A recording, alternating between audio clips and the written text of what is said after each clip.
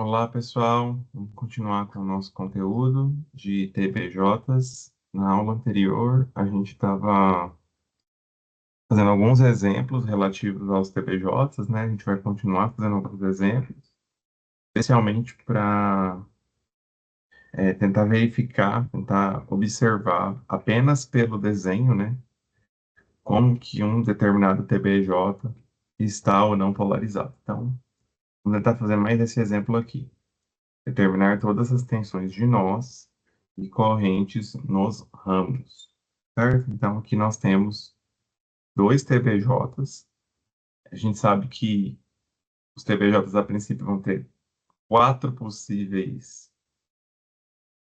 estados de operação. Então, vamos ter dois, né? 4 vezes 4, eu teria 16 possibilidades de funcionamento desses dois TBJs em conjunto. Porém, obviamente, para resolver um problema, você não vai testar 16 possibilidades. O ideal é que você determine como que esse TBJ está funcionando já de imediato, para você não errar. Então, vamos lá. O que a gente tem que lembrar? A gente tem que lembrar o seguinte: aqui eu tenho o terminal de base, aqui eu tenho o terminal emissor, aqui eu tenho o terminal coletor.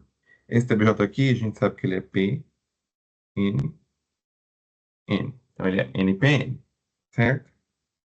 Esse de baixo aqui, da mesma forma, eu tenho base, tenho coletor, desculpa, emissor, e tenho coletor. O que a gente sabe, então? Só com essas marcações. Ah, e só para finalizar, aqui tem que ser P, aqui tem que ser N e aqui tem que ser P. O VC1 é 5 volts. O VC2 é menos 5 volts. O que mais que eu sei? Eu sei que o V é 1 é igual ao V2. São o mesmo valor, porque eles estão no mesmo nó. Certo? Bom, muito bem. E aí agora, o que a gente tem da base? A gente sabe que Opa, peraí. A gente sabe que essa corrente aqui, ela é a corrente de base 1 mais a 2, certo? Porque aqui embaixo é a IB2, em cima é a IB1. Perceba que eu estou marcando isso aqui só para vocês visualizarem, mas eu não fiz cálculo nenhum ainda. E o objetivo é a gente descobrir a operação do TBJ sem fazer, certo? Até agora eu não assumi nada de nenhum TBJ. Está no core, está na situação, está no modo ativo. Olha só, o que a gente tem que lembrar? Que os IBs, eles são o quê? Muito menores que 1 mA, certo? Corrente de base é baixa. Ou seja, o VB1 é aproximadamente quanto? Volts. E o VB2? Volts. Por que que eles são isso? Porque a tensão na fonte aqui é 5 volts. Ou seja, como a queda de tensão é pequena, porque as correntes são pequenas, meu VB1 e o VB2 são aproximadamente 5 volts. Isso aqui já me dá alguma informação. Porque eu sei que o VB é 1. Quanto que é o VB é 1? Eu vou pegar 5, certo? 5 volts. Menos V é 1. Ok? E quem seria o meu V? V é 2. Bom, meu VB é 2. Ah, só lembrando, meu transistor 2, ele é VNP. Então, para ele é V, é B. Contrário, né? É V é 2, certo? Então, perceba o seguinte. É, uma tensão é a inversa da outra, né? Ou seja, um dos dois transistores, por exemplo, se o VE1 for 1 volt, o VE1 daria 4, né? A gente sabe que não vai ser 4, porque ele fica em 0,7, né? Mas quer dizer, esse transistor está ativo, mas isso quer dizer que o outro vai estar -1, ou seja, ele não vai estar ativo. Ou seja, um dos dois transistores vai estar no corte, porque a tensão VBE vai dar menor que 0,7, ou VAB, no caso do NPN. Então, só isso aqui já me conta isso. Se um estiver ativo, o outro vai estar no corte, e vice-versa, porque as tensões VBS são uma inversa da outra. Bom, só que eu não tenho VE, então isso me atrapalha um pouco. Porém, eu consigo saber o VCE. O VCE 1. Quanto que é o VCE 1? É 5 volts menos, é 1. E o VEC 2, o contrário, né? Sempre, porque o transistor é PNP. Então vai ser VE mais, né? Volts. De novo, um é o contrário do outro. Bom, muito bem. Então, a gente já sabe essa informação, né? Eles são opostos. E aí, qual que é o ponto? Eu não tenho exatamente o VE. Porém, eu sei que a tensão que está depois do resistor de 1 kΩ é zero, né? É 0 volts. Então, a tensão VE vai ser definida basicamente por essa corrente aqui, que nada vai ser que o IE, 1, certo? Menos essa, né?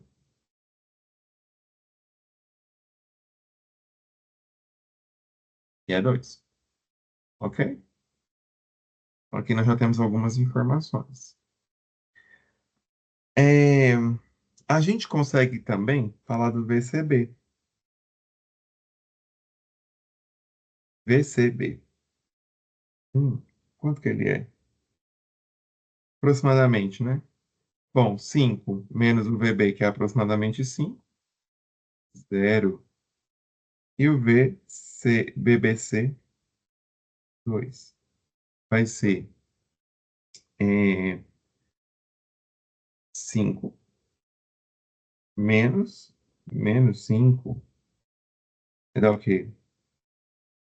Aqui eu tenho informação. Vamos voltar um pouquinho para a gente lembrar? Olha só.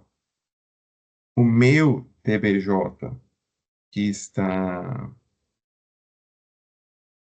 saturado, ele tem o quê? Ele tem o VBC menor que 0,5, certo? Ou seja,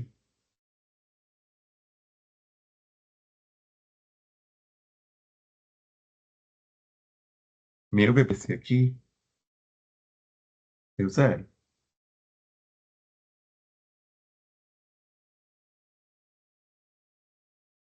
Ou seja, se ele deu zero, muito provavelmente esse TBJ vai estar o quê?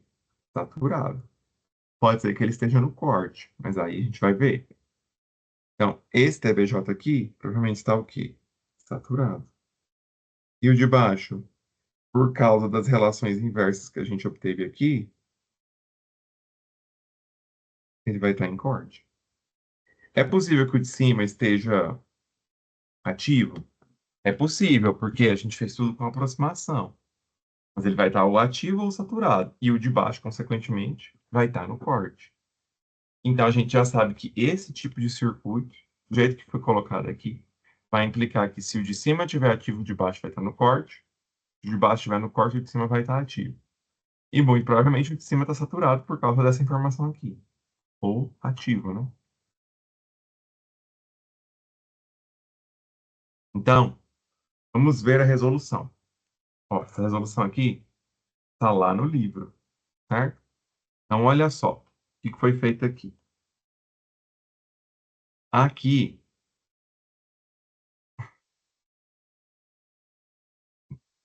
foi feito o seguinte, olha só. Foi suposto que o TBJ1 tem uma queda de tensão, desculpa aí, gente, 0,7 volts, certo? Então, olha só o que foi feito aqui. 5 menos 0,7 dividido por 10 mais 101 vezes 1. Por que que isso foi feito? Porque essa corrente aqui é IB vezes beta mais 1, certo? É o IE vezes 1K. Ou seja, foi feito uma malha daqui até aqui, até chegar na tensão de zero. Então, pegou, faz queda de tensão aí comigo. 5 volts menos essa queda, que é 10K vezes a corrente, menos essa queda aqui, que é 10K vezes a corrente. A corrente daqui é IB, a corrente daqui é IB, beta mais 1, esse aqui é o IE, né? Vezes 1K. Foi feito exatamente esse cálculo para encontrar a corrente. Quando encontrou a corrente, achou esse valor de 0,039 e viemos recalculando todo o restante aqui. Em cima deu 4,6, certo? E, perdão, gente, aqui deu 4,6 e aqui vai dar, consequentemente, então, tem outro valor para ser 3,9. Consequentemente, a corrente do coletor, 3,9. Se a tensão aqui é 4,6 e aqui é menos 5, o que eu tenho aqui? B, D e o E. A tensão aqui é 3,9. A tensão aqui é 4,6. Ou seja, V é B dá negativo. Está polarizado reversamente. A junção é B. Ou seja, ele está no corte. Corrente todas são zero. Certo? E se você olhar aí também, o VEC vai dar negativo também. Então, com certeza ele está no corte. Ou seja, aqui foi feito um cálculo supondo que o TBJ estivesse ativo. E aí, se a gente fizer aqui, ó, quanto que é VCE? 5 menos 3,9. 0,1 volt. Se a gente voltar lá na definição,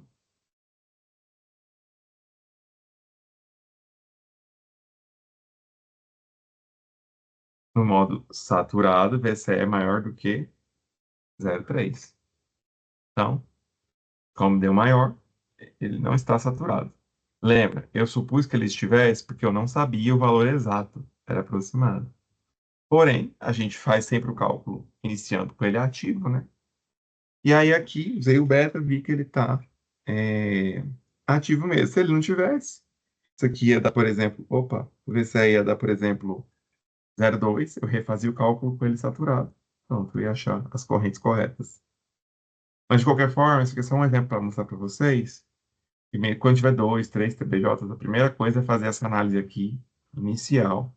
Vocês vão ficar mais proficientes em fazer ela, para você determinar como que um está em relação ao outro, ou como eles estão no circuito, para você fazer o cálculo posterior mais rapidamente. Esse daqui é um exemplo que está resolvido, tá? É, eu quero que vocês tentem fazer ele como um exercício. Depois a gente vai ver, quando a gente ver as polarizações, existe uma polarização exatamente para esse caso aqui. Eu tenho a fórmula pronta, tudo, mas eu quero que vocês tentem fazer esse.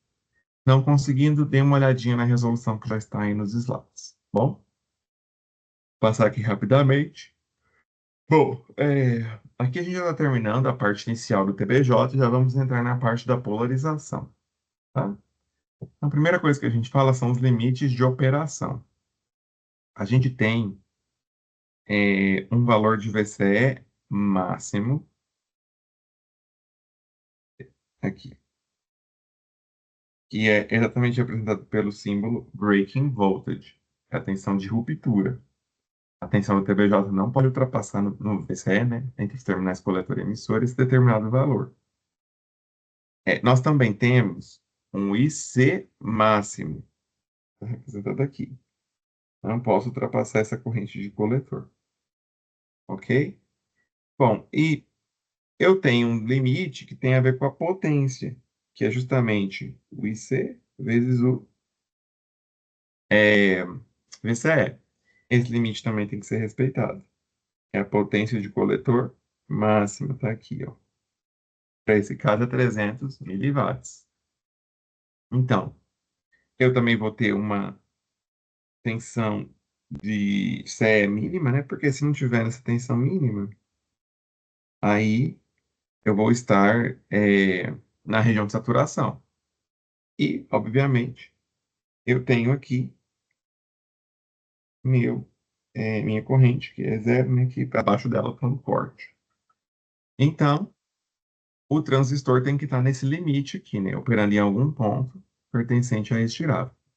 Sempre respeitando os limites dele. Isso é importante para a hora de um laboratório, a hora de utilizar um transistor, você operar dentro da faixa que ele pode efetivamente operar. Então, aqui são os limites para dissipação de potência. A única que muda é que, quando for base comum, você tem que utilizar VCB. Para os outros, é sempre VCE e emissor comum usa a corrente do coletor, coletor comum usa a corrente do emissor. E aqui na base comum, a corrente do coletor. Aqui a gente tem uma folhinha de especificações, vocês também já acostumaram a verificar ela por causa de outro, né? Então aqui tem todas as tensões e correntes permitidas, né, de especificações para um determinado transistor. E da mesma forma, um desenho mostrando qual terminal transistor corresponde à simbologia que a gente tem dele aí. Então, a folha de especificação sempre vai te ajudar a trabalhar com o transistor no limite correto e a colocá-lo corretamente no circuito. Aqui o restante da folha de especificação. Essa parte aqui, ó, Small Sign Characteristics, a gente vai utilizar ela quando a gente estiver trabalhando com um amplificador, o transistor como amplificador.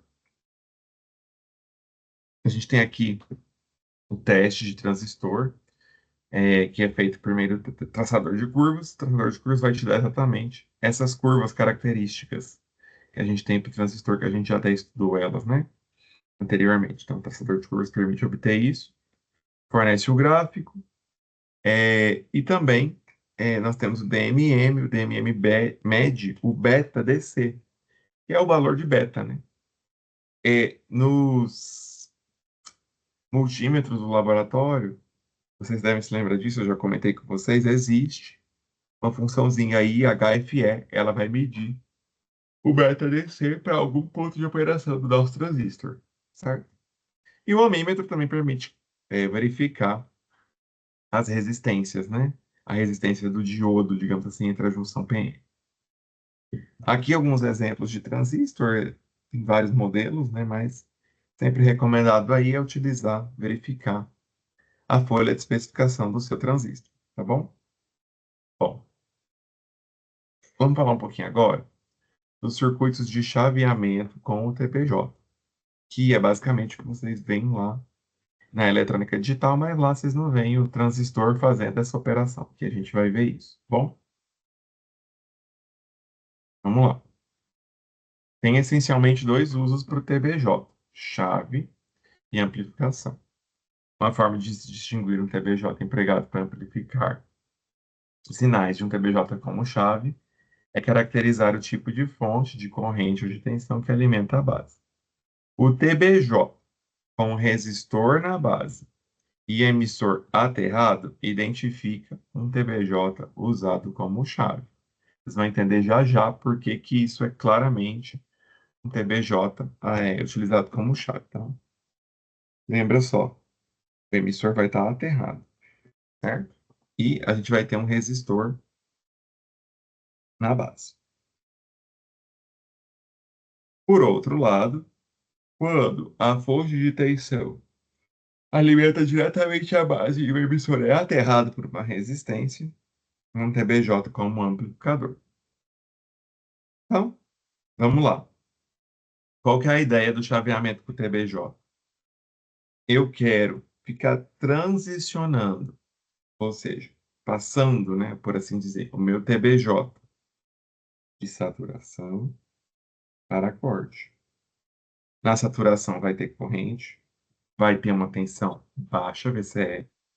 No corte eu não vou ter corrente e a tensão VCE vai ser praticamente zero, certo? Então, aí a gente vai dar, a tensão VCE vai estar circuito aberto, certo? Então, é isso que eu quero obter nas condições. Então, se você olhar aqui na saturação, é como se eu tivesse uma resistência nula e no corte, uma resistência infinita, ok? Aqui você vai ter o VCE saturação. Aqui você vai ter a tensão de circuito aberto, é o próprio VCC. Então, olha só. Observem esse circuito aqui. Tem um circuito aí de chaveamento. Um sinal de entrada VI está aqui, que vai alterar de 5 volts a 0 volts, certo? Então, olha só o que eu vou ter nesse TBJ aqui. Quando aqui for 5 volts, aqui vai ser 5 volts, aqui vai ser 5 volts. Concorda comigo? Aqui eu tenho 0 volts. A minha corrente de base, eu vou. Perceba que aqui é zero. Então, eu vou obrigar meu TBJ a ter uma corrente de base maior aqui e uma corrente de coletor menor aqui. Eu estou indo contra o TBJ. Por quê? Porque eu estou saturando ele. Estou colocando 5 volts aqui e aqui. A gente vai fazer os cálculos, tá bom? Quando aqui for 0 volts, aí ficou fácil, né? Aqui é zero e aqui é zero. Ou seja, o VBE é zero, não é 0,7. O TBJ no corte. Então, eu vou treinar meu TBJ do corte para a saturação. Vamos fazer os dois cálculos para a gente ver isso. Então, olha só. Aqui eu estou supondo que o meu VI é 5 volts. Quem que é meu IC? IC é VCC menos VC sobre a RC. Aqui. Substituir 5,092 VC. Quem que é meu IB? Meu IB é VI menos VB sobre RB. 5 menos VB sobre 68. Meu VE é zero. Vou supor que meu TBJ está ativo. A gente sempre faz isso para iniciar. Eu já sei que ele está saturado, né? Mas tudo bem. Vou supor que o VB é 0,7. Consequentemente, meu IB, consigo calcular já. 4,3 por 68. Exatamente a substituição dessa equação aqui. Achei um IB, que é 63,2 microampere. O livro sugere você fazer esse teste aqui, ó. IB maior que IC-SAT sobre beta-CC. Se isso acontecer, é porque ele está saturado. O que você faz então? IC-SAT sobre beta-CC. Quanto que é o IC-SAT? Você tem que olhar onde? Lá no gráfico, ó. 6,1. 6,1 dividido por 125. Quanto que dá isso? 48,8 microampere. Só que a minha corrente deu maior, ou seja, eu saturei, eu estou enchendo a base de corrente. Então, TBJ saturado, certo? Se ele está saturado, eu teria que refazer todos os cálculos. E a corrente de saturação ia ser exatamente 6,1 miliampere, que é a corrente de saturação. Quando você fizer isso, você vai encontrar um VC, que é aproximadamente aí 0 volts, certo? Então, esse TBJ, né? Quando eu aplico 5 volts nele, ele permite que a corrente de base passe, a corrente de coletor passe, e me gera uma tensão de coletor igual a quanto? Igual a zero, certo? Por isso que esse circuito é chamado de quê? inversor. Eu joguei 5 volts, o que que eu obtive no coletor? Zero, certo? Muito bem. Quando eu tiver 0 volts, o que que vai acontecer? A única coisa que muda das equações, opa, é que aqui era 5, agora é zero. Vê aí. Se você calcular o IB, vai dar negativo. Ou seja, não existe corrente de base negativa. Quer dizer que o TBJ está o quê? Ele está cortado. Que era muito óbvio, né? Porque aqui você tem 0 volts. Tem 0 volts. Então, ele vai... A junção PN vai estar no reverso, né? A primeira, BE, com certeza ele vai estar em corte. Ou seja, se aqui eu tenho zero, corrente é zero, corrente é zero.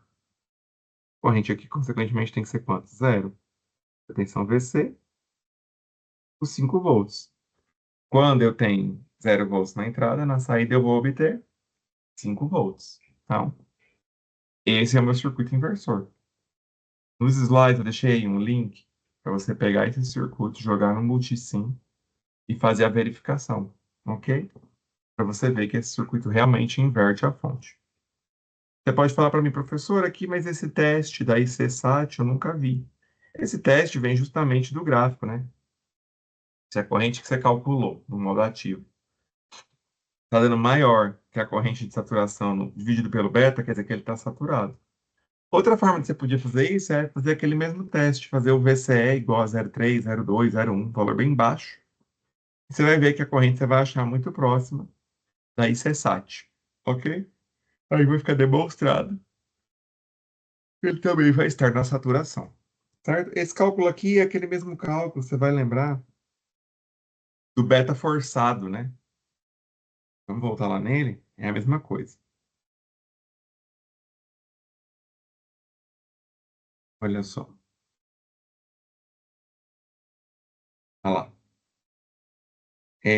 O seu beta forçado será menor que o seu beta nominal.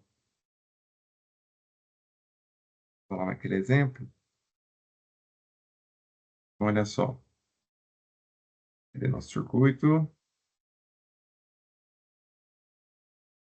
Aqui a gente achou um valor de 63,2. Foi isso?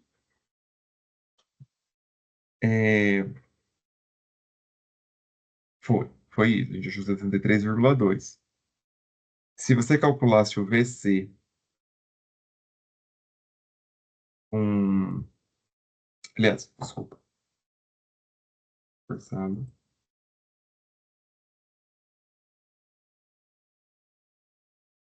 Vamos calcular? Olha só. O IC é 6,1. Quanto que é o IB? Ah, a gente não tem no gráfico. Ah, tem sim, ó. Cadê o IB aqui, ó? Ele é aproximadamente 50. Isso aqui vai dar aproximadamente 6.100 micro por 50. Vai dar 610 por 5. Vai dar 120, aproximadamente. Deixa eu fazer o cálculo aqui na minha calculadora.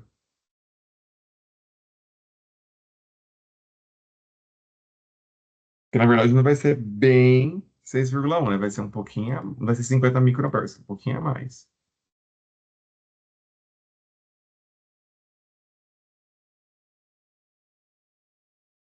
122. Ou seja, meu beta forçado é menor do que o beta original, 125. Tá, é saturado, BTBJ. Ok? É o mesmo tipo de teste, esse aqui é equivalente a esse. Bom? Bom, perfeito. Aí vocês podem se perguntar, por que que esse circuito aqui é o típico como chave? Porque aqui meu VE está fixo. Então, a partir do VBB, eu praticamente defino o meu VBE. E aí eu consigo, e consequentemente, como esse tem um VCC aqui que depende desse IB, eu consigo setar também o meu VC. Então, esse tipo de circuito ele é muito simples para você deixar o TBJ saturado. É só colocar a tensão tal que você gera essa condição aqui, né? e ele vai saturar. Então, é muito tranquilo fazer esse tipo de análise com esse circuito, por isso que ele é muito utilizado para chaveamento, tá bom? Beleza. Ó, eu vou parar essa aula aqui e a próxima que eu vou gravar, a gente vai começar as polarizações de TBJ, tá bom? E aí a gente vai fazer uma sequência de aulas de polarização. Obrigado pela atenção de vocês e até mais.